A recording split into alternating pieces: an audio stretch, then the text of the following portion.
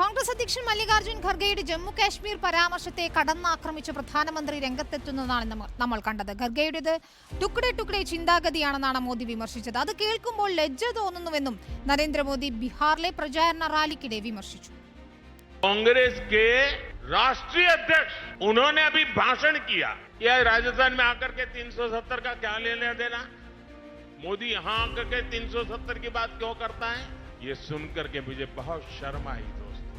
क्या जम्मू कश्मीर हमारा है कि नहीं है? കശ്മീരിലെ ആർട്ടിക്കിൾ 370 റദ്ദാക്കുമെന്നത് മോദിയുടെ ഗ്യാരണ്ടിയായിരുന്നു. ഞങ്ങളത് ചെയ്തു.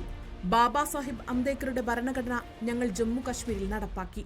കശ്മീരിനെ സംരക്ഷിക്കുന്നതിൽ രാജസ്ഥാനിലെയും ബീഹാറിലെയും യുവാക്കൾ പരമോന്നത ത്യാഗം ചെയ്തിട്ടുണ്ടെന്നും കശ്മീർ വിഷയം രാജസ്ഥാനിൽ എന്തു പ്രസക്തി എന്ന ചോദ്യം കോൺഗ്രസിന്റെ തുക്ഡെ തുക്ഡെ മാനസികാവസ്ഥയെന്നാണ് പ്രതിഫലിപ്പിക്കുന്നതെന്നും പ്രധാനമന്ത്രി ആരോപിച്ചു. हिंदुस्तान के उस कोने को क्या लेना देना, उस कोने को क्या लेना देना, ये टुकड़े टुकड़े करने वाली गैंग का प्रताप है कि ये लोग ये भाषा बोलने लगे हैं. കോൺഗ്രസ് അധ്യക്ഷൻ മല്ലികാർജ്ജുൻ ഖർഗെയുടെ പരാമർശത്തിനെതിരെ നേരത്തെ കേന്ദ്ര ആഭ്യന്തരമന്ത്രി അമിത്ഷായും രംഗത്തെത്തിയിരുന്നു.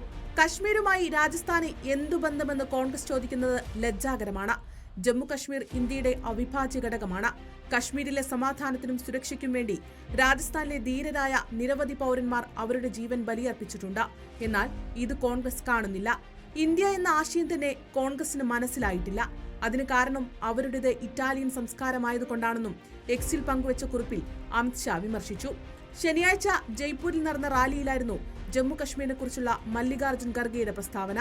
നേരത്തെ രാജസ്ഥാനിൽ ഒരു റാലിയെ അഭിസംബോധന ചെയ്ത് സംസാരിക്കവേ ആർട്ടിക്കിൾ 370 റദ്ദാക്കിയതിനെ സംബന്ധിച്ച് പ്രധാനമന്ത്രി നരേന്ദ്രമോദി സംസാരിച്ചിരുന്നു.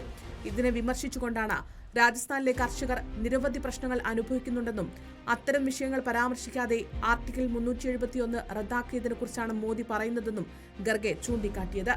അതേസമയം ആർട്ടിക്കിൾ 371 അല്ല, ആർട്ടിക്കിൾ 370 മോദി സർക്കാർ റദ്ദാക്കിയതെന്നും ഖർഗെയുടെ നാക്കുപിഴ ചൂണ്ടിക്കാട്ടി അമിത്ഷാ പരിഹസിച്ചു.